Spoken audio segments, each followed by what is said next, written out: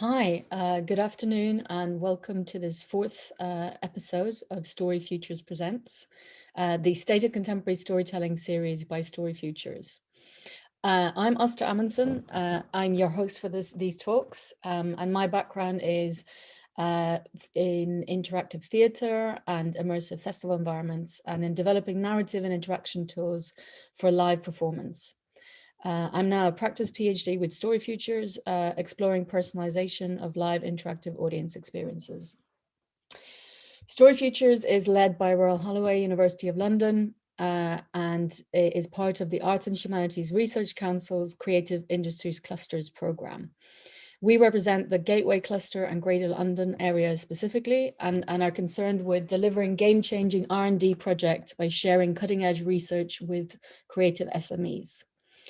Combining innovative storytelling and experience design with next generation immersive technologies, we exist to fuel growth and innovation across story forms, business models, data management processes, and audience experiences. StoryFutures Presents is linked to the story form part of this remit and is a platform for showcasing novel and timely perspectives from makers and researchers across the expanded immersive field. Festivals, the topic of today's talk, by their very nature, bring large groups together in the same space for a shared experience. So in many ways, they are among our least pandemic-friendly cultural forms. While not often discussed as part of the immersive sector, UK independent festivals really pioneered immersive theatre and served as an inspiration for many artists who have since been credited as originators of that form. This history is very well known to festival creators, but is seldom really referenced within the broader industry. UK festivals are still pushing the envelope on immersive audience experiences, both in real life and mixed reality. And really, festivals is a huge deal, both culturally and economically in the UK. The independent festival sector, which we're talking about today, alone contributed 1 billion revenues to the national economy between 2014 and 17. And that's just the last figures that we have for this. With consistent growth over the last decades, you can be sure that that's continued to grow even since. But obviously, festivals have been particularly vulnerable to this pandemic situation and really been decimated with a largely freelance seasonal workforce and 98% of festivals having no insurance coverage from COVID. The government has so far also failed to extend any help to the festival sector. So how do festivals carry on? Despite the considerable challenges, as some festival organizers, including today's speakers, Kaye Dunnings, have hit the ground running with new approaches and new technology. Kaye is creative director of Glastonbury Festival's immersive nighttime area, Shangri-La, and a pioneer of UK immersive festival design. In response to the pandemic, Kaye and her team transformed Shangri-La into Lost Horizon, the world's largest independent music festival in virtual reality. An interactive multi-stage event, Lost Horizon, streamed live across PC, VR, and mobile app over 2 days last July, and it reached a global audience of 4.36 million.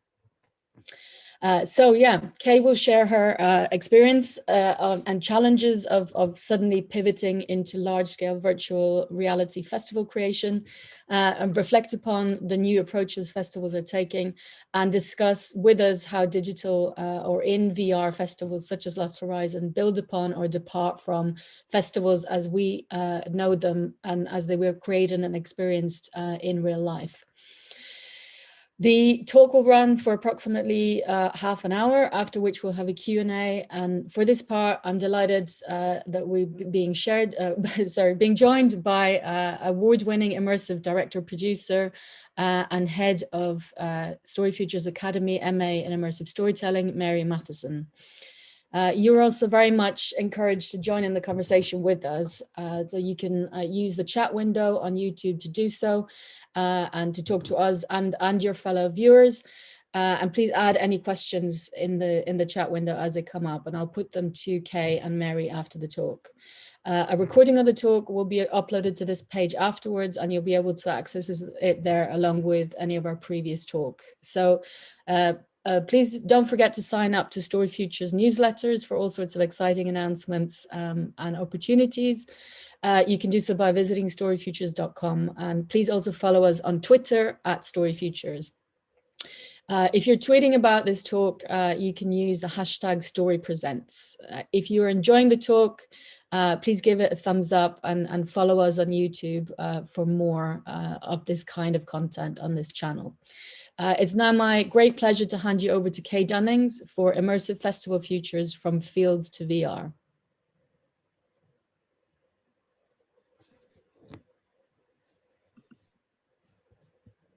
Hi, how are you doing? Thanks for having me. I'm going to attempt to share my screen and show you some slides and some videos that will hopefully explain a little bit about what I've been doing. Okay. Please bear with me a second.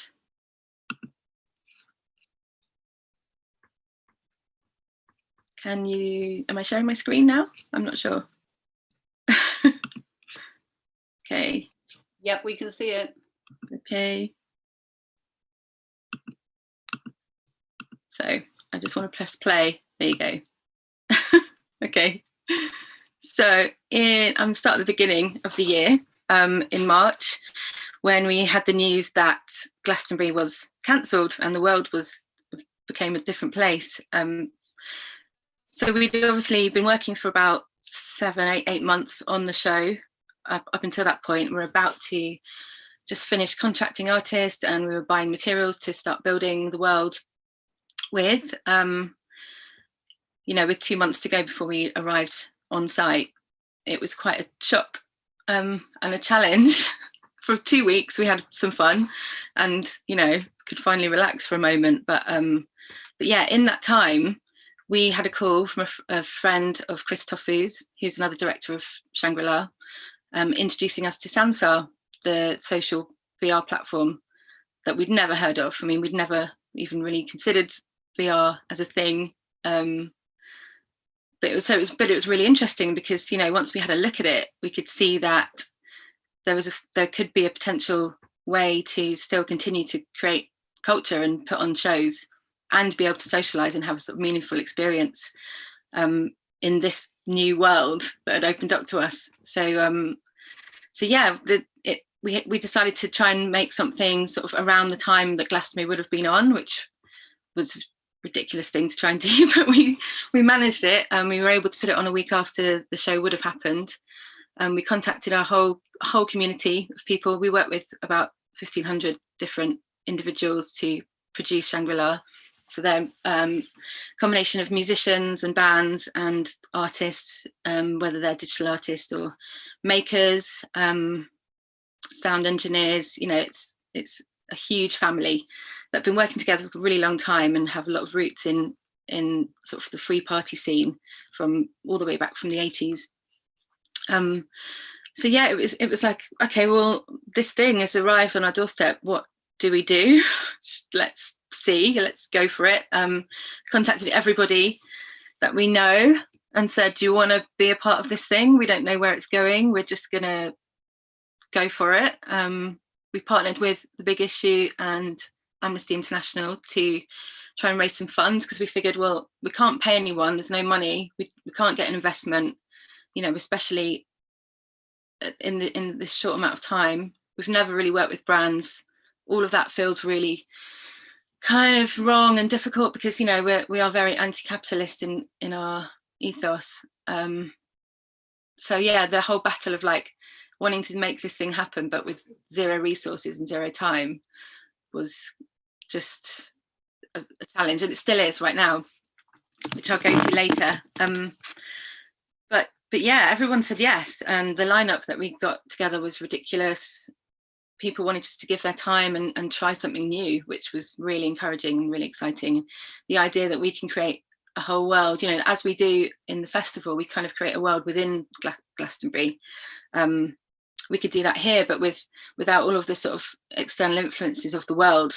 Maybe that this idea of a utopia could exist in virtual reality, whatever that is. So yeah, a crazy amount of work went into it.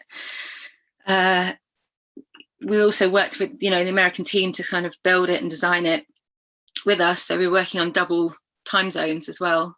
But yeah, we managed it. We did it. It was a success. As Asta said, a lot of people saw it, mostly streamed it, but loads of people dipped their toe into VR for the first time, but with us shared the journey with us, which made it really exciting and brilliant. I'm going to attempt to show you a video, which is a lovely review from VR Scout. Hopefully it will load really well. But this kind of gives you a bit of a tour and is a lot more enthusiastic than I could probably be right now because I'm so tired. But here we go. I'm going to Event organizers were forced to cancel the 2020 Glastonbury Music Festival due to concerns over the ongoing COVID-19 outbreak. Rather than abandon the celebration entirely, however, Glastonbury's Shangri-La team partnered with social VR platform Sansar to bring the Glastonbury experience to VR as part of a 2-day online event, which absolutely shattered all of my expectations. Live music, thought-provoking art, and independent filmmaking, all coming together to create one of the more memorable social experiences I've had in a headset.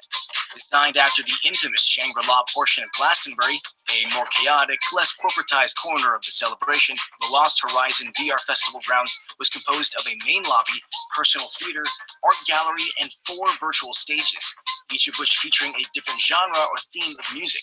When I first entered the lobby, I was greeted by a handful of in-game staff, there to help guide me through some of the basic controls and answer any questions I may have. It felt weird taking advice from a breakdancing anime character riding a skateboard, but hey, this is Shangri-La. Of course, the biggest appeal of Lost Horizon was the music. Over the course of 2 days, over 50 performers, from DJs and multi-instrumental artists to singer-songwriters and bands, graced the 4 different stages of Shangri-La, offering a wide variety of tunes across multiple genres. Hoping to provide an authentic festival experience, multiple acts performed simultaneously across the 4 stages throughout the day, forcing attendees to pick and choose who they'd like to see perform. This ended up being more difficult than I thought, as there were plenty of incredible acts to catch. Fatboy Slim, Carl Cox, Noisia, Jamie Jones, Seth Troxler, Frank Turner, Alabama 3, and Cold Cut. Just some of the many, many acts that performed live on stage as either a 2D green screen hologram or a custom 3D avatar. Each venue was carefully crafted to maximize the efficiency of the space. Not that everyone was looking at the stage all the time. Plenty of festival goers were in full party mode, breaking out into full dance routines and screaming and singing along to the music. At one point, I even witnessed interspecies intimacy between a foul-mouthed turtle and an intoxicated panda. Oh, classic Shangri-La, am I right? Scattered throughout the gallery, stages, and central hub of Lost Horizon were over 200 pieces of curated art submitted by independent creators. It's this blend of music, art, and sheer chaos that makes Shangri-La such a unique aspect of Glastonbury. After experiencing the excitement for myself at Lost Horizon, I understand why Shangri-La in particular was chosen for virtual immortalization. The outlandishness of the real world translates perfectly into VR, allowing creators and players alike to take that absurdity even further with custom avatars and digital effects that would be impossible to replicate in real life. Whereas other VR live performance platforms, such as Wave, focus more on high-quality short-form content, Lost Horizon offers a raw, realistic alternative dedicated to recreating the authentic festival experience.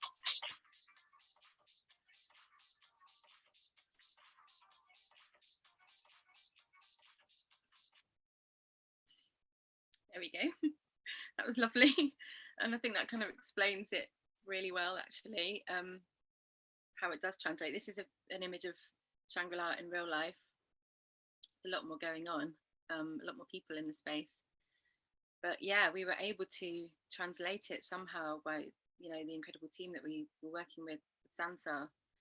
They really understood it, which was great. I guess all those late nights paid off in just sharing content with them and talking about, our roots in sort of free party culture and the traveller scene. So before Shangri-La was at Glastonbury, back in the 80s even, there was that whole area was taken up by the traveller community.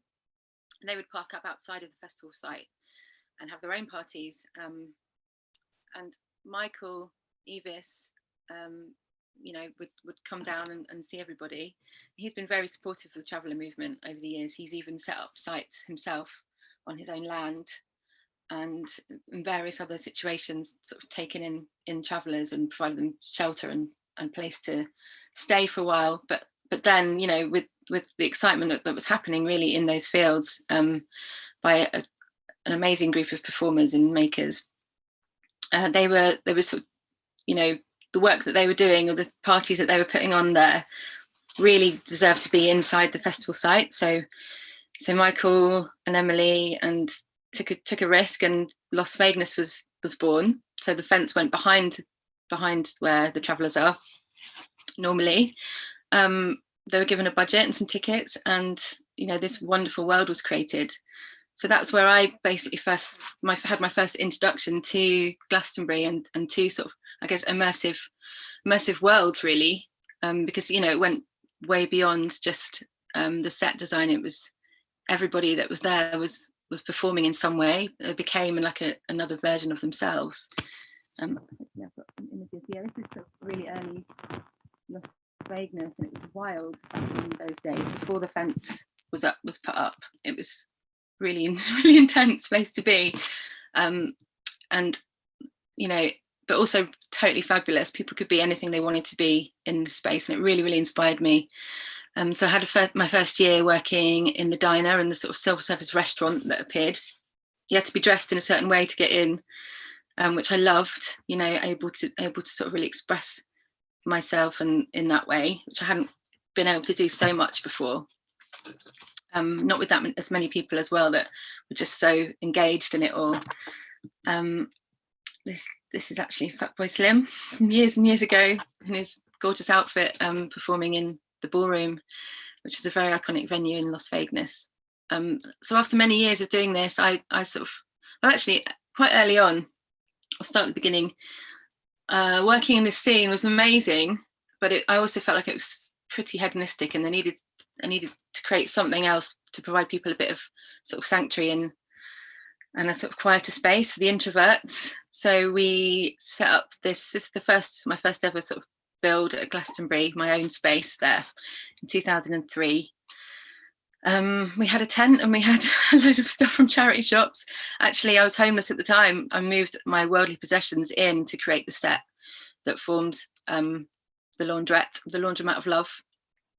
And we worked for many years sort of pampering people and giving them, this sort of care and love that I felt was sort of lacking in these wild party zones. It was really beautiful, magical time.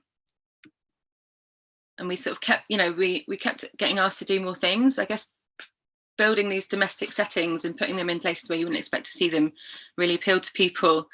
It's very slapstick and burlesque, and I guess something people hadn't seen before, but really real as well. We were a mixture of friends, women that I've met from all over the place. So we were kind of exploring our feminism through it all. And we worked together for years doing this stuff, making loads of shows.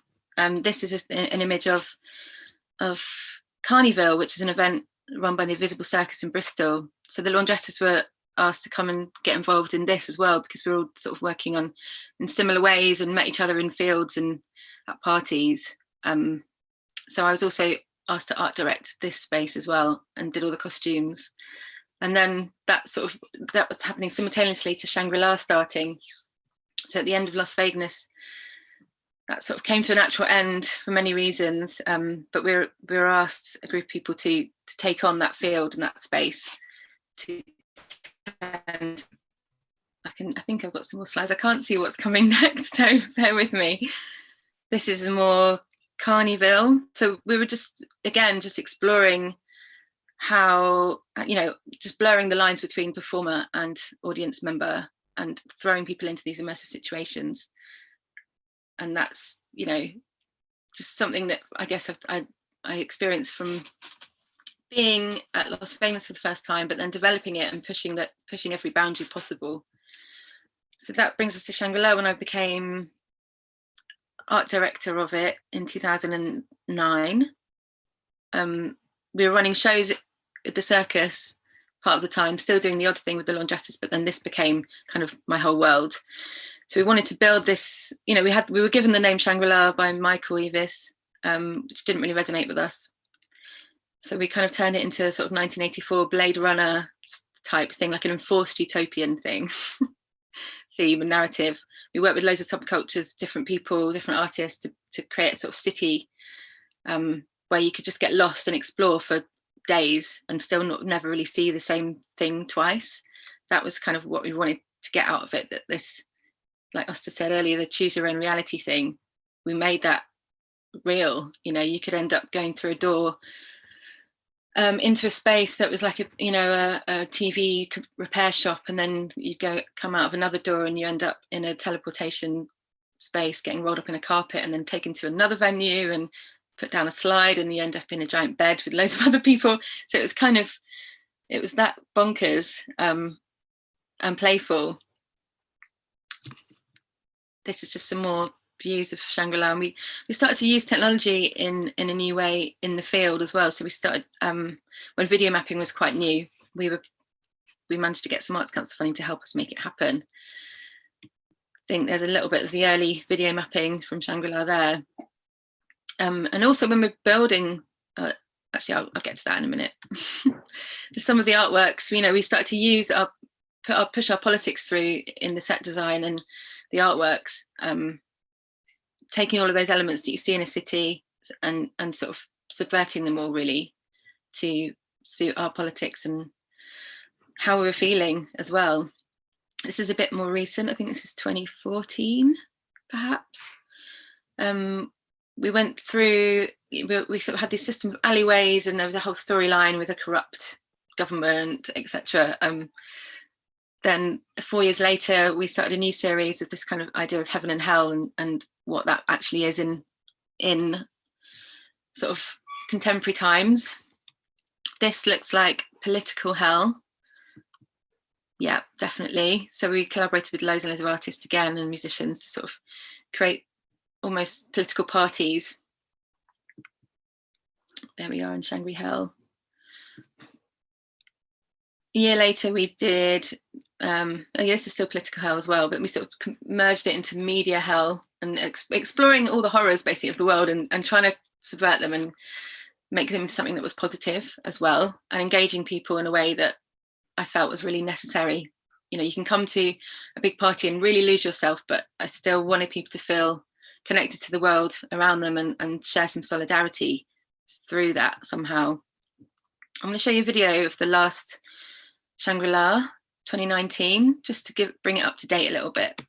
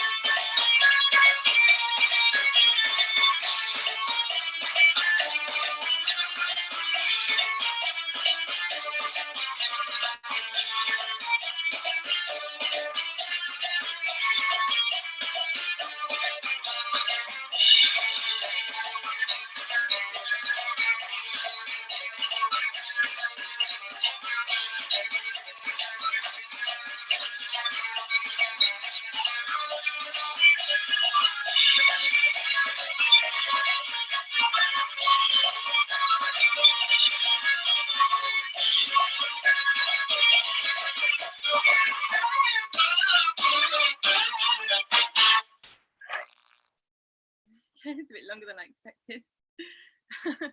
But that sort of gives it a bit of context, you know, to where we're at now and how we've taken all of those things over the years and you know, the fact that we're just still trying to push forward, you know, with immersive spaces and the need for it is huge. People want to have that experience. It's quite, actually I haven't watched that video for quite a while and it just feels so far away now from where we're at currently. I didn't realize it would affect me like that actually. So yeah, we're trying to diversify the festival space. We're trying to, you know, make it. We had to think about all of these things. If we were going to make something in VR, it had to have this essence. Otherwise, it just would feel really wrong, you know, because of what we're about. I don't want to say that again. So this is how we kind of design the space in real life. We use SketchUp, so we're spending a lot of time walking around a virtual space anyway.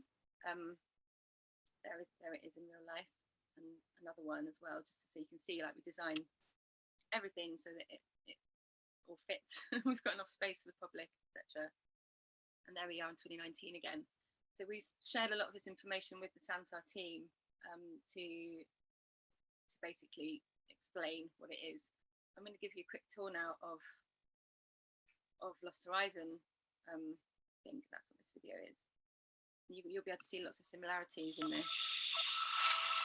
So as you enter Lost Horizon, you come into the space, the landing zone, which you saw in the first video. And we wanted people to feel like, you know, that excitement of when you arrive at a gig and you can hear a bit of music in the background and people are sort of gathering and chatting, meeting their friends, you know, little spaces people can hang out and find each other. And we have a brilliant exhibition in here from Kitchener, which we're really fortunate to have. I think he's been amazing support of what we're doing. And also, just, you know, we need space for the artwork that we have. This is an info booth to help people find their way in VR. The Freedom Stage is based on the Truth Stage, which we saw from City Then. We worked with Malcolm Garrett and Design Manchester to curate the show with 17 different brilliant graphic designers. Really just communicate our messaging about truth and freedom. We had so much artwork here to make an art gallery, which is something that we're really excited to explore in virtual space, is how you can experience art in this way, and that it is possible and brilliant and exciting. We want to develop this a lot more in the future as well, because you know, we can't even go to art galleries at the moment. It's bonkers. As I said, the gas tower. This is very similar. This is based on that SketchUp model and our real life space. So So we're working with the same crew on this as well, which is brilliant. All the same DJs. It looks, you know, we wanted to keep it very real. We didn't, even though decor budgets don't really exist in this way, we still want it to just feel like everyone was home, because that's something that we've been missing so much from, you know. Hey, can I just interrupt you for 1 second to say, could you turn the video sound down a little bit, because we're having problems hearing you over the video. Can you hear me now? Yes, yes. I didn't know you could do that. Thanks. This is another one of the spaces. That's the Nomad stage. This is an area that we didn't actually get to build in real life, but we planned to build for this year's show. It would take quite a slightly different format, but we wanted to feel that sort of club atmosphere that we create there. Another thing that a lot of people are deeply missing, and more space for art and exploration. This space we want to open up more and more and sort of create lots of different hidden spaces for people to discover. And then we get to Shy TV, which you saw as well in the other film. This has been a real love of mine and my collaborator Naomi Smythe, who we've been working with for years on all the sort of interactive elements within Shangri-La and the performance stuff. So it's taken on the guise of a TV studio, purely because we have so much content we wanted to show. We thought this was going to be a one-hit wonder. We had no idea it was going to carry on, but now we've got this world built. You know, we want to make the most of it. So this space will also want to double up as a theatre space moving forward and have live audiences in there and live performers in there. So that's what we're kind of working on right now. We just need to apply for some funding. We need support to make this happen, because we think, you know, not only can we provide a space for musicians and bands, but also actors and performers as well. I don't know what's coming next. Let's have a look. Oh yeah, so there's just some comparisons between, you know, the top two images, the real life images and the virtual space, just so you can kind of see how similar it is. And even the dance floor, it feels very similar.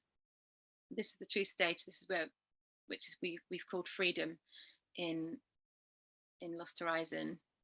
So there is a bit of difference in there, but you know, the messaging is really important to what we're doing. And the more I've sort of looked into gaming world and VR worlds, I haven't really seen much evidence of sort of politics or feminism, or, you know, a lot of things that I'm sort of going, where is that? So, you know, where are those things that I'm interested in, that I think need to be in those spaces, just in exactly the same way as we do in real life. Here's another installation that was embedded into the frontage of Shy TV by Charlie Behrens, a digital artist. And here it is in the Shy TV studio, exactly working in exactly the same way. And what I'm really excited about is working with artists in this way, you know, be able to create something with them and then translate it perfectly. It's brilliant. I'm not showing any of those. Oh, this is another little quick recap. Sure. This is how we communicate with the audience. This is the biggest issue we're facing, is actually how we tell people about it, how we explain it, that, you know, it is so like being there. The people that you meet, the conversations that you have in there, whether you're, you know, in VR or not, or just in PC, it's strikingly similar.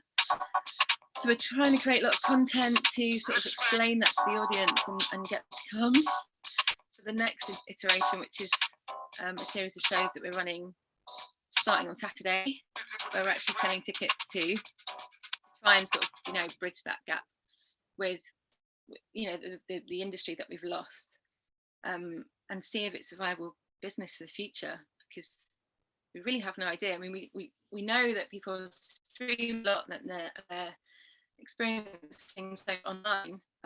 It's just whether they take that extra step to sort of dive into immersive spaces. So yeah, it's a big experiment, and we've got a lot of work to do still, even just to get open on Saturday, and then for the next 10 shows until the end of the month. But yeah, we're really excited about it. You know, we can see so many possibilities and collaborations in this world. We don't just want to be putting on music events. We want to, you know, we want our whole community to be involved in some way. So we're also developing an app as well, which is a crazy thing to try and do at the same time. just so we can have, you know, a bit more audience involvement in it, or we want people to be a part of this. It's about bringing people together in a different way, you know, that tribal desire that everybody has to have a shared experience, but, you know, doing it from wherever you are in the world. And that's also another thing, is the fact that it's open to a global community. You can be anywhere. You know, I had a great dance with my friend who was in Bangkok at the last festival, which I didn't think would be possible ever. So yeah, those things, and also access as well for people that you know, maybe don't want to be in a big crowd of people at an event, or have access needs that can't really be met by being in a muddy field. This, I feel like, you know, is really going to open that up. You know, once people take the next step, I suppose, to embracing all of this new technology. I mean, now we're working on trying to make it accessible via just a screen, you know, and streaming, which a lot of people have been doing, but we want more. We want people to really engage, just as they were back in the day, you know, just the whole sort of performer and audience member thing. You know, when you're in VR, you make your avatar, you can make that however you want it to be, however you want to be represented, or however you identify as. So yeah, it's encouraging people to sort of not be, you know, they're not their body, they are their soul, as this piece of art says it all, really. I think that's everything. Yeah, I'm going to stop sharing. Ooh. And maybe Asta, if you're there. Yes, hi. Thanks so much, Kaye. That was wonderful. I couldn't tell how many slides were coming next.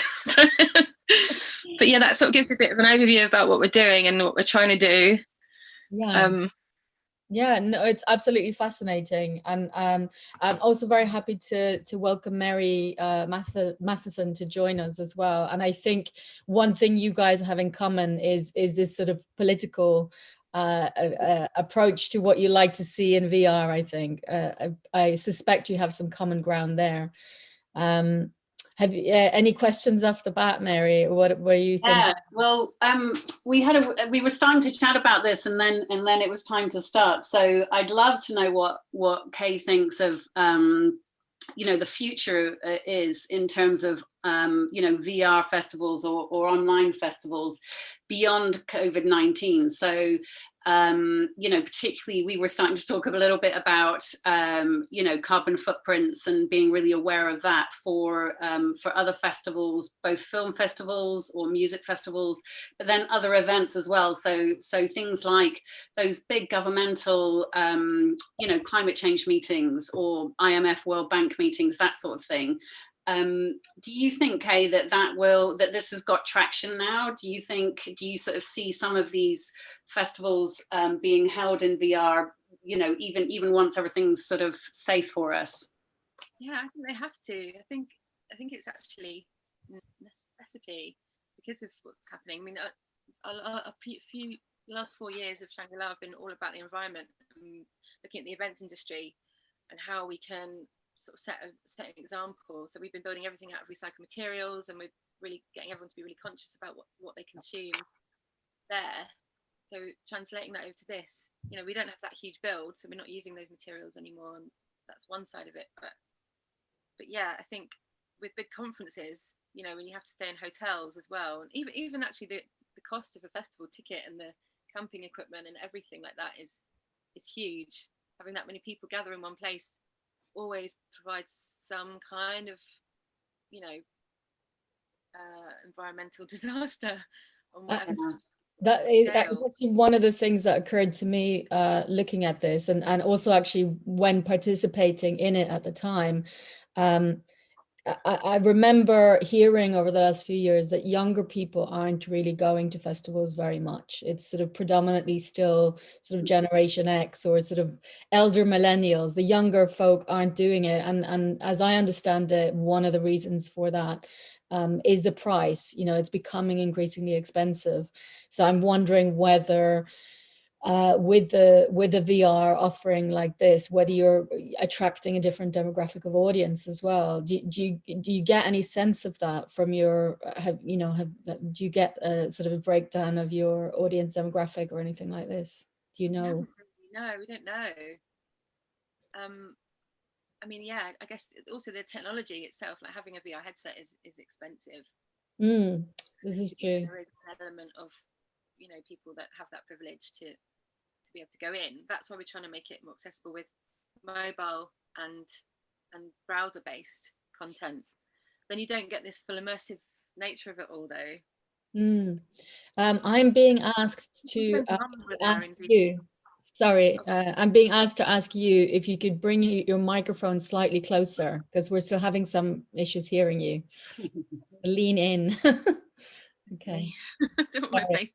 Sorry, I interrupted you there. What were you saying before then, Kaye? Well, my friend's parents were in there raving the whole weekend, the last Lost Horizon festival. They got the kit themselves. They were like, okay, let's do this. So I have noticed a lot of people that are older and retired are really getting into it because they can go anywhere suddenly. That's really exciting. Yeah. I don't know, younger people must still be raving, surely. Somewhere. I think they are. They're maybe just not going to the same places as we, their parents. Yeah. Kaye, do you think, I mean, with Sansara, did you have to use a headset to come to Lost Horizons, or could people watch it just online on a laptop or on their phones? Yeah, so you can use it just with a PC. You don't have to have a headset. Okay. It does have a tethered headset.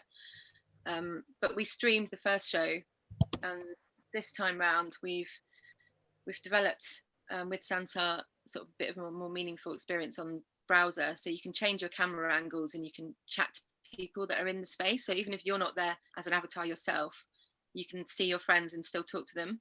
So that's really exciting. So that's a way of also trying to monetize it, trying to make it a viable thing, because it is, even though we're not building huge stages and having to make anything in the physical world, still a lot of cost to it. I might start feeding in. There's a lot of great questions coming through in the YouTube chat, so I might start dropping some of them in as well, especially when they're kind of hitting on things we're already talking about here as well. So outdoor places, unusual spaces asks, how might this become hybrid when Glasgow is happening? I enjoyed Lost Horizons, managed to dance with my friends who I hadn't seen all year. If we don't get Glasgow tickets, could we still be there? Oh, amazing. That's so great. Yeah. But we have it, I don't know, it depends on the BBC actually, whether they allow us to broadcast, because the dream would actually be to have the real life gas tower and the virtual gas tower at the same time, and almost, I don't know if it's even possible, but having a window where we can see the avatars in the virtual space and a video content in the virtual world of the people in the field. Like that would just be so exciting. I don't know if it's possible. Maybe we did, if it wasn't at Glastonbury, if it was somewhere else, that might be possible. But so the restrictions are more to do with the sort of IP and access of existing media brands and so on. Yeah. Well, you'd hope it's so important. yeah. Well, you'd hope that they'd see the opportunity within it as well, because really, you've been able to push the envelope, and there's more so than they have up until this point. So we had an idea years ago about people becoming a real life avatar. So anyone that had a festival ticket would then have a camera and a person, and they would kind of, give over their body to that person for a few hours a day so that they could experience the festival as well. I feel like, it's such a difficult place to get into, isn't it? It's so hard to find a ticket. So I don't know, I would love to develop that more. That's an interesting one. That's an approach that I know was taken with computer human interface conferences, which I guess that's their area of work anyway, but where they had student access, but where you ended up, you were sort of carrying around, so you were there in your own right, but you were sort of subsidized by basically wearing an iPad with the face of somebody who was participating remote. That's cool. I mean, I think there's some sort of darker sides to that potentially, which there was a lot of debate around for those conferences, but I think there's a lot of interesting potential there as well. Yeah. But yeah, I hope we can combine, because the audiences are there. They want to be there, and to give them a bit more of an immersive experience of it would be so great. With the performers, Kaye, were they live? Were they performing live, or were they pre-recorded? Most of it, actually pretty much all of it, had to be pre-recorded, because we just couldn't take the risk of anything going wrong. We're looking at making it happen live, because it will cut down so many costs of all the video crew and all the editing and everything, and then it will mean that people can actually interact with the performer in real time. But then a lot of performers were able to then come as an avatar themselves, with people, not knowing, Fatboy Slim actually was there in the crowd as an avatar, watching his set and chatting to the crowd. And so that's been really great for some of the musicians and DJs that we've had, that they've been able to have that experience that they wouldn't have before. Yeah, it would be amazing to be in the audience of your own performance. But I was thinking as well about what you were saying with the studio, how you were going to try and do some live performance there. So that's yes, we're going to have actors as avatars. So it's actually the same people that we work with in the real venue at Glastonbury, the Shy TV family. We want to create characters so that they kind of host the space, and eventually, turn that into a full narrative and a theatre experience that people can come to. So, they'll get a ticket and enter through Shy TV, but then the idea is to really explore that and create a whole maze for them to get lost in for a couple of hours with a storyline kind of running through it all. That's the dream. We just need some funding in to make it happen. Yeah. And I think it would be a really easy thing to do. Also, we're partnering with Cheltenham University, and they've got an incredible creative computing courses. So, we want to get as many young people and up and coming creators to get involved in this, and to sort of see where we can push it together. We're really open to everybody collaborating on it, because there's so many ideas coming out of it, or it's just the sort of getting it done. So I guess that's why we had to try and do some shows and see how it works, and see if it's a viable thing for the future.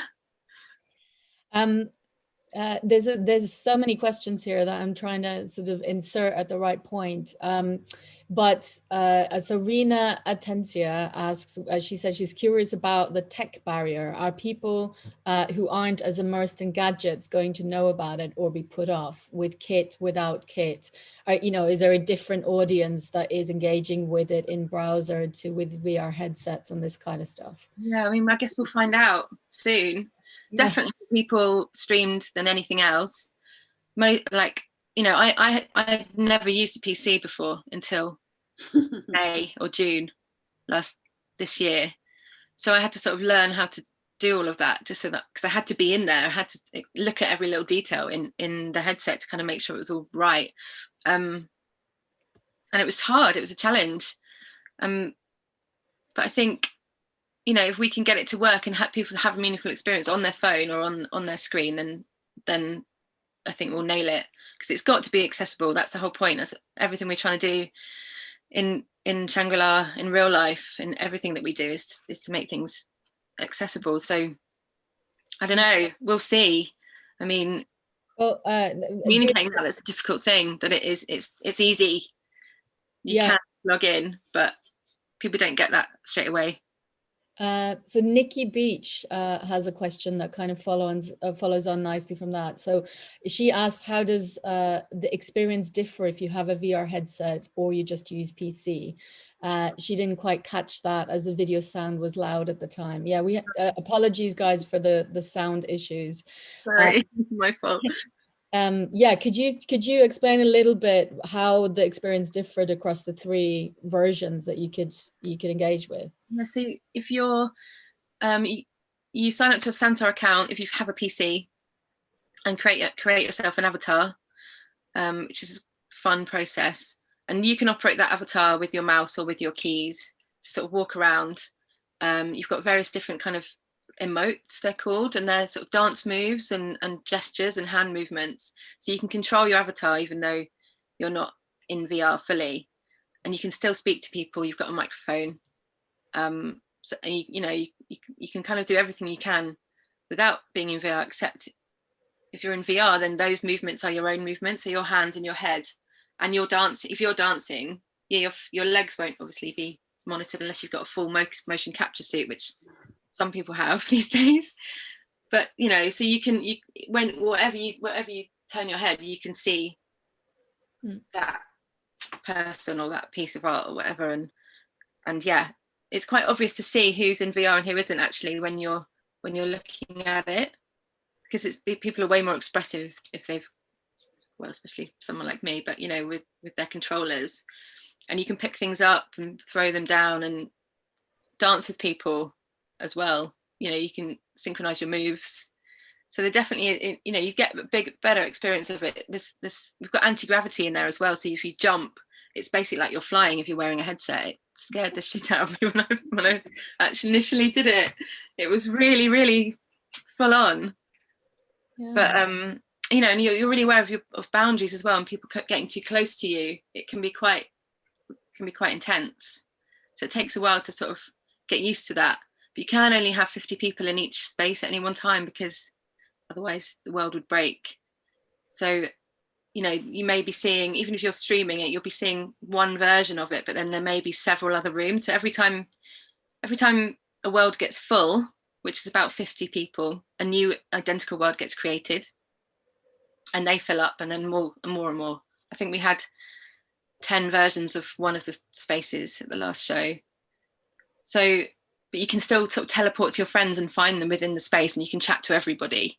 So now we've got the browser working really well. People can speak to each other in there, even if they're not appearing as an avatar. I'm really trying to make this really clear, but I think I'm just making it really confusing. Sorry. Oh, actually, there was somebody that was asking about that, and they were asking about how many people you could have in one area at one time. So there's 50 of you, but then that room gets replicated. Yeah. Saying okay. Yeah. You can still find them by teleporting to them. Okay. And what was the largest number that you had at one time, or the most rooms that you had of one space? I'm not really sure. I think it was definitely over 10 versions of the gas tower going at any one point. But obviously we had 5 other spaces open, and they were all multiples as well. So we must have had, I don't know, how many would that be? A few thousand at any one point, which I think is kind of the most that have ever been in Sansar at any one point as well. Hence why we also had to pre-record, just to make sure nothing went wrong. If we did have a few occasions where everything would crash, because especially when you're playing that much video content as well as having all of those people moving around the space, it was that was actually a question that came up from Stacia Pfeiffer, asking were there any issues with server capacity? What kind of numbers did you have? Oh yeah, this is the one that you picked up, Mary, as well. Yeah, did you have crashes and dropouts? Yeah, a few times. Everyone got kicked out of the venue, but it's kind of like real life as well sometimes. I mean, I have to say it was convincingly, I think it was Naomi, who's also in the chat, who appeared on screen earlier, who said that it felt very like a festival, because she was running around looking for you for a lot of the time, going, hey, where's Kaye? Has anybody seen Kaye? Yeah, and the night to run to see the last shows, working over the place. It was brilliant. If only you could do that at Glastonbury. I think one of my favorite moments engaging with it was actually wandering backstage, and it was very, very like being backstage at a festival. Harris fencing, mud, pallets, all of it.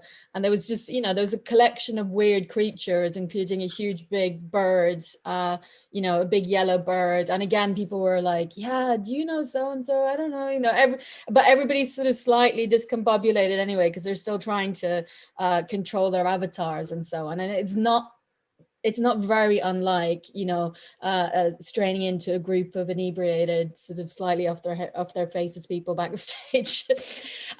I was a bit curious, you know, from that as well, to what extent this makes sense, more so if you already have an existing experience of these kinds of, you know, if you've already been in the in real life version, does this make more sense, you know, or does it still make sense if for somebody who's a kind of a festival virgin in that way? Did you talk to anybody who you know, engaged with this as a first timer in VR, or was yeah, it? I did. Yeah, I did quite a few people that were like, "What's Shangri-La?" You know, they, wherever they were from, they were just like, "What is this place?" I guess I guess it, you know, we did try and make it feel quite otherworldly, and it did look like the end of the festival really, rather than the beginning with the mud. You know, we didn't want to completely replicate where it was, because it's in the multiverse, it's somewhere else now. But yeah, but I think they got it, I guess, because, you know, the amount of acts that were on stage, and we did actually have live broadcasting. So Chris Tofu was actually introducing the acts in real time, so then he could talk to the audience. So that, having that element is really crucial, I think. Stacia asks again, apologies by the way if I'm pronouncing your name wrong. She asks if you imagine that the server room capacity will increase for the next edition, or how difficult is it to increase the capacity? I think this is Sansar's biggest thing that they're working on, really, other than making the browser and mobile thing more meaningful and interactive. It's increasing the capacity in those spaces, because, you know, everyone's there, it's full, but not everyone can see each other. And that's the sort of thing that you do miss from being a real life show, is the sort of the excitement from the crowd. But actually having only 50 people in the space is really nice, because you do end up just sort of chatting to people and getting to know them. You know, it's just a bit more intimate in a way. But yeah, I think it's really important, because you want, you know, I guess for the artists performing as well, when it doesn't look like there's that many people there, but there are, that's quite a challenge for them. That's interesting. What do they see actually? I mean, from the setup that they're performing from, do they have a full view of the virtual audience, or? If they were live, then I'm not really sure how we'd work it, really. I guess we'd have to have a camera so they could see the audience while they're doing their live green screen performance, I suppose. But you know, the people that were hosting, they were stood on the stage and they had the view, because they were in headsets or just on their PC, but, you know, operating like that. Yeah. Did you explore other platforms like VRChat and AltSpace? No, we didn't. We literally had no idea any of this stuff existed. It was like, okay, we just went with it. Obviously, you know, once Sansar appeared, we looked into everything. He looked at everything, and just to sort of get an idea of what else was out there. But it definitely felt the best platform for us in the fact that it was most sort of real to life, and the quality of the design and the CG graphics are so well done. And we wanted it to feel, you know, we wanted people to feel really free when they're creating their character and entering in. And I don't think we would have really got that from any of the other spaces. Though I did go to the Burning Man alt space, and that was amazing. And it didn't really matter that you didn't have legs, and it was quite simple. The fact that you could be in that space with loads and loads of other people is really intriguing. And I think, you know, we want to take Lost Horizon to all sorts of different spaces. And we love working with Sansar, it's brilliant. But we also wanted to see, you know, what other real life things we can do with it. Yeah, and sometimes it becomes part of the experience as well when your avatar isn't quite right. Like I went to this, I was at the Venice Film Festival, and I was Mr. Donut Man, I'd been playing around with avatars, and then I couldn't stop being Mr. Donut Man, so I had to go to the festival, like, and meet other people as this really, really bizarre sort of avatar. But it sort of became quite a talking point. People were really quite intrigued by me, and it was sort of a bit unexpected that it was me, that I was Mr. Donut Man. So you know, I think there's still a lot of fun to be had with it, you know, and even if it doesn't quite work out, people don't really care. You know, I don't know, there's something that's quite light about it, and different to real life. As you say, you can sort of be whoever you want to be, not that I wanted to be Mr. Donut Man. There's sort of the lack of judgment that you get. Everyone's just in it and having the best time. That was really wonderful for me to experience, actually. But yeah, it doesn't matter what you look like. And you can change whenever you want as well. Yeah. It looked like you had an avatar that was a kind of a replica of you, though. I didn't actually find you when I went in there, but I've seen pictures. Yeah, my avatar didn't represent me fully. Let's be true. I'm going to be truthful about that. I could try to make a double chin, but it just didn't work. But I sort of felt like I needed to do that just so people could find me, because I've sort of, you know, representing, I suppose, and making sure that, yeah, people would recognize me. And it did work. That's how my friends found me that were in another country, because they actually weren't in avatar form. They'd met somebody on Twitch who was going to the festival, and then basically were on the phone to him while he was in Lost Horizon. And then they said, look out for this woman, she looks a bit like this, and somehow he found me. It was a bizarre thing. I mean, I think that's a kind of a surprising side to these kind of environments too, because I had, you know, being a non-PC user as well, and I only have a Quest headset. My housemate, however, had a tethered headset, but we were swapping it between us, and I could hear people approaching him and thinking they were talking to me as well, but we were swapping in and out of this, you know, but, you know, using the same avatar, which obviously had my name attached to it, so people would stroll up and talk to him, you know. Yeah, this happened because I was sort of facilitating a lot of people that came to experience it with us. Yeah. So they would just put my headset on and be me. I didn't really think about it at the time until, you know, a few people said, you were there, but it wasn't you there. So I think a few of my male friends especially had fun in my avatar form. There's another great question from Stacia. Were you happy with the functionality of the proximity audio, as far as having conversations with the person next to you, not hearing others too loudly who are further away, and so on? Yeah, I love that option, actually. You can walk away from people and their voice gets quieter, but you can also control your audio in lots of different ways. So there's a lot of sound effects that are put in, but there's also a sort of sound design that's put in, and then there's the music, and then there's all the voices. So you can turn the music right off and just hear people chatting, and it's brilliant. Or you can just turn them all off, so you can just listen to the music, or have a mix. You know, it's kind of, people can decide themselves what they want, which is brilliant, because otherwise I think it would just be a bit much, you know, like it can get in a really loud gig as well. No need to shout, although I was definitely shouting when I was in there, because it was just so exciting. People were trying to jump onto the stage and all sorts of things, you know.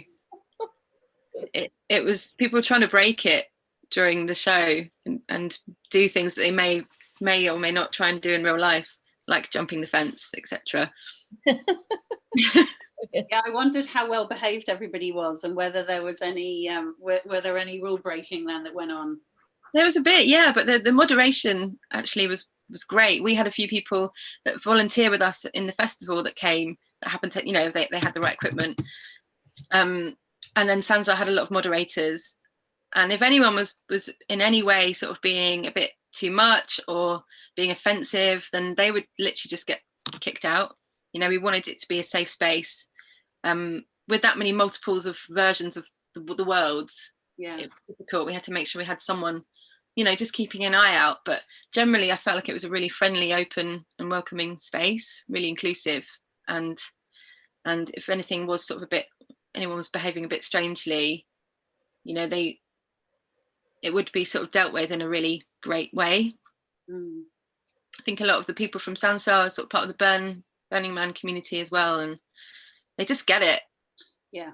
I mean, it needs to be that way, because you know, we don't know who's wearing those headsets or who is operating those avatars. So there has to be some sort of moderation. I'm going to use the word, just so that people feel really free, which you don't get at a festival actually. I think also it just takes people a little bit of time to get used to how to behave in a as an avatar. Like even I did the Tender Claws theatre experience, and I was there with another guy, and I was really shocked at one point. We you know, they said invited us to have a drink or something like that, and he got a drink and then turned around and offered it to me, and I was really like thrown by it, because I was there as an avatar, not as a person. And then suddenly it humanized everything. And I felt like I was really brought my presence there, basically. It was really fascinating, this just one moment. And it was a moment of kindness, you know, where he just had turned around and I was like, oh my God, oh yeah, okay, right, I really am here. Yeah, beautiful. And there was a bit of that. Yeah. And people were just helping each other that are new to it. And that's been really amazing, actually. That the Sansa do have quite a lot of, you know, users that are there a lot, or maybe, you know, that definitely come to all of the events, and generally the vibe is like that. It's really sort of community based. Nikki Beach asks, is there a translation facility, or is it English only to talk to people? It's just your voice. I mean, you can chat in any language in the chat box. But yeah, I mean, the amount of different languages that I was listening to at the last show was amazing. And even if ever I'm sort of popping into Sansa to have a look or check something out, there's people talking in all sorts of languages. I think it was, you know, people from 100 countries, they reckon, turned up. So yeah, we met some lovely Japanese girls when we were in there, and we couldn't really say a lot to each other, but you know, we just had a nice dance and waved to each other. Is there any way in future for you to find out a bit more about who's you know, joining you in these experiences? Yeah, we need to. I don't know. I mean, would that be something that Sansa would know, as they're doing the sort of ticketing access to it? I guess so. I don't really know how much information we require though from people. We also don't really want to, you know, gather too much data on people. It's like, but yeah, we do need to sort of look at these things. We do need to figure out who is coming. I mean, at the moment we're looking at social media and who's responding to that, saying that they're interested, and that gives you quite a good insight into the types of people that are looking, or, you know, the demographic and age or whatever. But yeah, we definitely need to look at that, because I'm fascinated by it. You know, you think of a lot of festivals do have a niche audience, but Glastonbury doesn't. You know, they still claim that it's the same, you know, 8 months old or less to 80 years old. It's there's still a huge, you know, different types of people that come. Yeah. So I'm wondering whether it would be the same. I don't know. I mean, I don't know what it's like on other platforms or in immersive technology in general. I mean, I think it just depends. I mean, I think Burning Man had quite, you know, the audience that it would have had normally, as you say. I think, and then with other sort of events that I've gone to, it's the same, but it tends to be people who know VR, you know, or have quite a high knowledge of tech.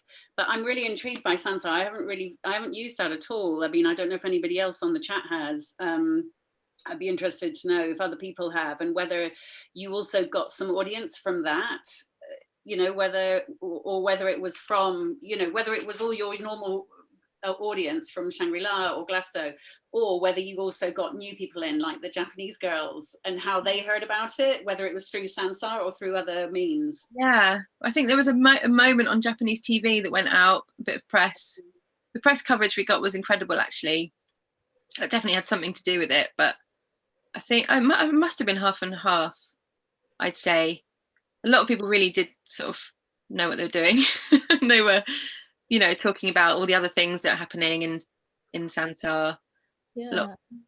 I mean, Naomi was saying in the chat there that she observed an interesting mix of Sansar regulars and designers, as well as festival regulars. So yeah, I think a lot of the people that came actually were industry people just checking it out. A lot of people in the music industry for sure, looking at this to say, you know, because of the lineup that we had, and just to see how it worked. Because not long after we launched, then there were quite a few other ones. Tomorrowland put on a huge show, didn't they? And yeah, so I think there was definitely a lot of industry types that were just like, what is this thing? Because coverage we got was amazing. Did you so you said you went to the Burning Man, or did you go, sample a few of them, or one particular one? The Old Space. The Old Space one, yeah, because they had 8 different worlds, didn't they? Yeah. Which, I mean, crazy ambitious, and I meant to engage with all of that, and then I got a bit overwhelmed with it, if I'm honest. Did you go to Tomorrowland or No, I didn't. Into that? Yeah, I didn't see it. I think they're planning another show though. Yeah. But more and more people are signing up to doing things in Sansar, which is quite interesting. Yeah. I don't know. I think just more and more platforms are going to be developing, really. Like there's loads of conferencing ones, aren't there? There's tons of them now. Oh yeah. Yeah. I mean, do you think demand for streaming is so big as well? Yeah. Like, I mean, I guess it's also going to be interesting to see with the vaccine coming in and everything, you know, I mean, although there's a barrier to people joining these kinds of experiences, I guess it's been temporarily lowered in some ways, you know, barring the fact that not many people have headsets and everything like this. There's a bigger kind of hungry audience for online events than we might have if there was a full festival season, I guess. But it would be really, really interesting to see how that goes this year. I mean, do you have any sense of, you know, without expecting you to answer this, but like, do you think Glastonbury will go ahead this year? Let's say. I have my own thoughts about this. I just can't see it happening in June. I just think these things are going to take a lot of time. I mean, but it would be an amazing way of getting a load of people vaccinated all in one hit, wouldn't it? That's very true. Yeah. I mean, I don't know. Like we've basically just all been put on hold, and we'll talk to Emily in the new year and then see. I mean, we obviously got up to a point of almost delivering it, so as long as we can remember and find all our notes, then it shouldn't take that long to sort of bring it all to life again and across the whole festival as well. But you know, maybe if there has been talk about them moving it later in the year, maybe that makes more sense, but it's still a risk, I think. Absolutely. And I don't know if I want to organize a party for people that want a distance at one. You know, I don't know if I could do that. Like the interactive nature of what we do is, yeah, I don't know how we can do that without actually being able to touch people. Which there's a great question from Chris Follows. Is there a temptation to go beyond replicating reality and explore the VR medium to the max? So that's kind of going the other direction in a way, seeing as we can't be in the same space and have touch and, you know, smell the mud and all that business. You know, is there more absurd uses that we could be putting the VR medium to as far as doing festivals, do you think? I think so, definitely. You know, we could do so much if we just had the space and people in a chair or in a room. You know, you could definitely add loads and loads of other elements. I think smell, yeah, definitely, and touch, other things to sort of give people a 5D experience, 6D, I don't know. I think it would be a lot of fun, actually. And there have been, there's the War of the Worlds immersive experience. I think they're using a lot of that stuff and VR to kind of give people a really, really intense experience. Yeah, I mean, why not?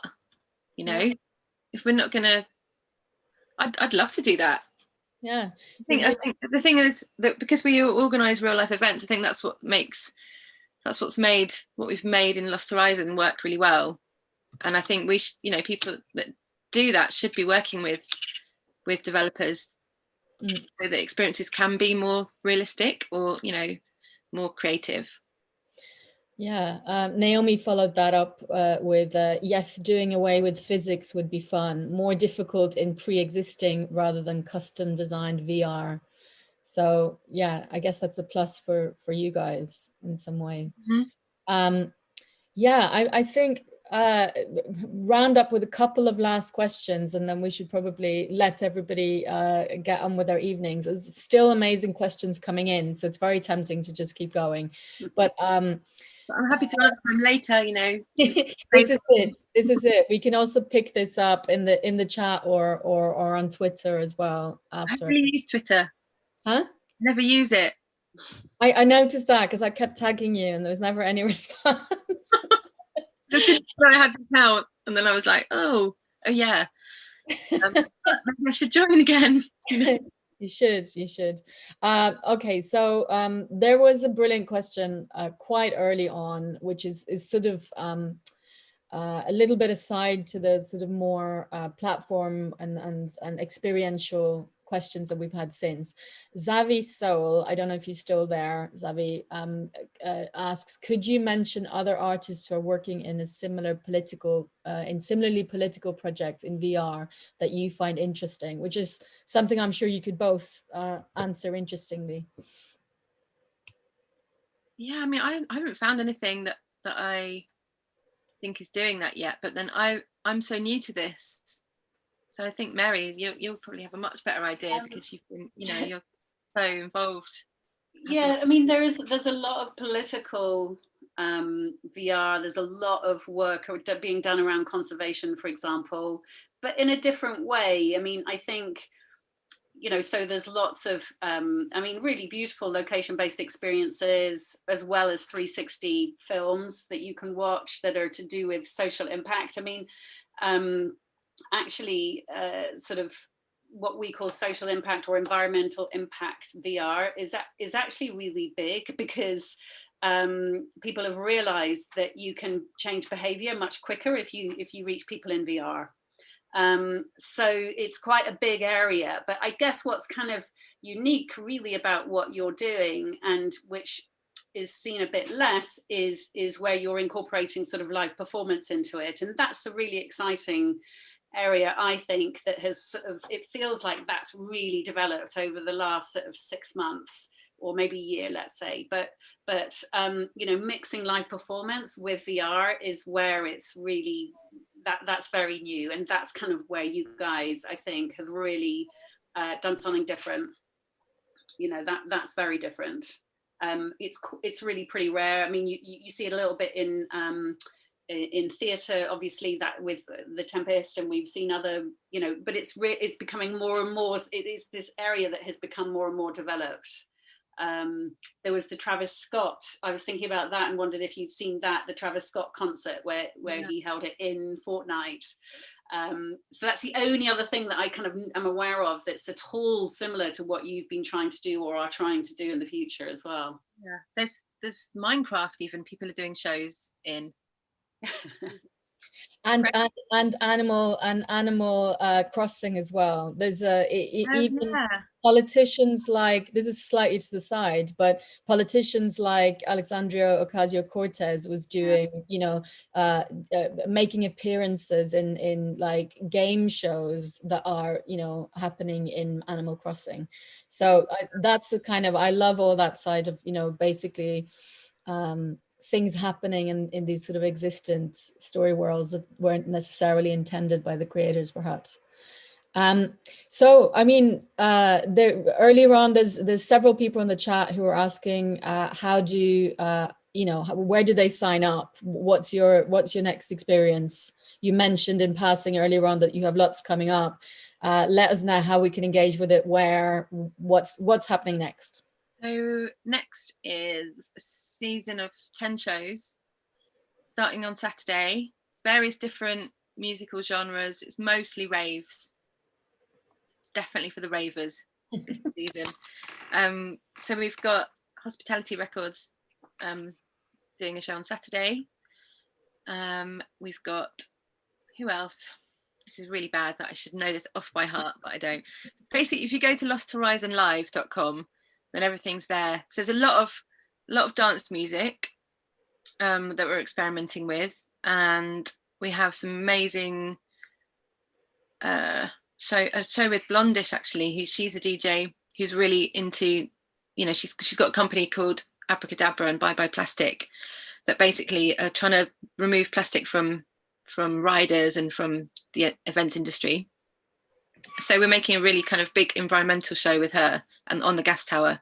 It's actually the gas tower in real life we built last year out of ocean waste that was compressed into boards to build the set out of. So it's a really lovely collaboration. We're also getting people to do litter picking in Sansar as part of it.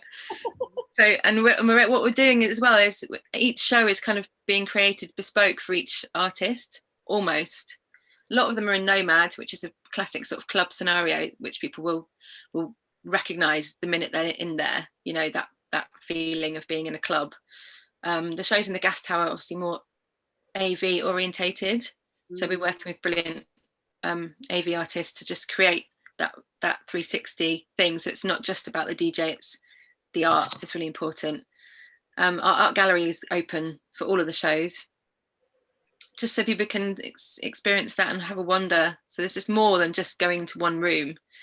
And Shy TV is as well, which we're going to try and hopefully put on some kind of pop-up performances, walkabout style performances in there. So, we want to bring that reception to life and maybe have a news anchor and things like that in the space. But we need sort of, depending on what show, it needs to be done quite sensitively to the audience. Blondish is also doing a meditation. So she's going to lead the meditation before her set. So we're sort of trying that out as well, seeing if that works. Yeah. And there's a great show on the 28th, which is by Little Gay Brother and He, She, They. So they're both amazing queer club spaces that are coming together to do a show. So that should be really, really fun. But, in the new year, that's what I'm most excited about, is taking all of these shows, all of that content, all of the people that have come with us on the journey, and then doing more with all of them, but with loads of other people as well. Just exploring, we can change the space really easily. I mean, we're working with Sean from Deadwalk Designs, based in the UK, which is amazing. And it's like he's a mind reader. He totally understands when I try and explain what I want something to look like, and then does it even more brilliantly. So that's really exciting, that we can constantly keep changing it. Yeah, we've got this kind of brilliant base layer that Sansar have built for us, but now we're making it our own even more, and it will just continue to grow. So basically, the best way for people to access this and stay up to date with what you're doing is to go to losthorizon.com. Yeah, losthorizonlive.com. Sorry. Yeah. Also the Sansar website, because you have to go to Sansar to make an account anyway to experience it. And we're selling tickets on Resident Advisor as well. Okay, fantastic. Yeah, there's also an app, but we just I've literally seen the beta version of it today. So we're trying and have that ready as well for Saturday. All right, wow. So stay tuned for the app as well, all of the coming days. Amazing. Yeah, there's still quite a lot to do. And it's just as stressful as doing a real life event, actually. Yeah. It's really in a different way. I think if we're all in the same room, it'd be good. We need to hook our whole team up with headsets so we can actually be in the space when we have meetings rather than just on Zoom. I mean, strictly speaking, we should be doing that with StoryFutures as well, right? Yeah, come on. All right. Well, okay. On that note, let's conclude episode 4 of StoryFutures Presents there. Thank you so much, Kaye, for a fantastic talk. Thank you so much, Mary, for joining us for a really interesting conversation. And thanks everyone for joining us online on YouTube for your fantastic questions. They just kept coming in. So as we said, please keep them coming and feel free to continue the conversation over at StoryFutures on Twitter as well. So yeah, again, a recording of this talk will be uploaded to YouTube and be available via this channel, along with any of the previous talks in the series. And we're going to invite Kaye to contribute any links that we can put, so we can put that in the description of the video as well. So if in doubt about how to stay tuned with what she's doing, just go and check in the description for this video. So yeah, we'll be back in the new year with the next one of these on the Thursday, the 23rd of November. Jesus, no. Right, next one is actually in January, January 2021, on the 23rd of January. So, and that one is with award-winning immersive storytellers Anagram, who some of you might know. And at the moment, you can actually catch their free 2-person distanced audio experience, which is called A Message to a Post-Human Earth, which you can access anywhere in the world by going to messagestoaposthhumanearth.com. And that's running until this Sunday, the 13th, as part of the IDFA.club online offering. So that's highly recommended. And thanks again so much for joining us today, and have a great weekend, a fantastic holiday, and hope to see you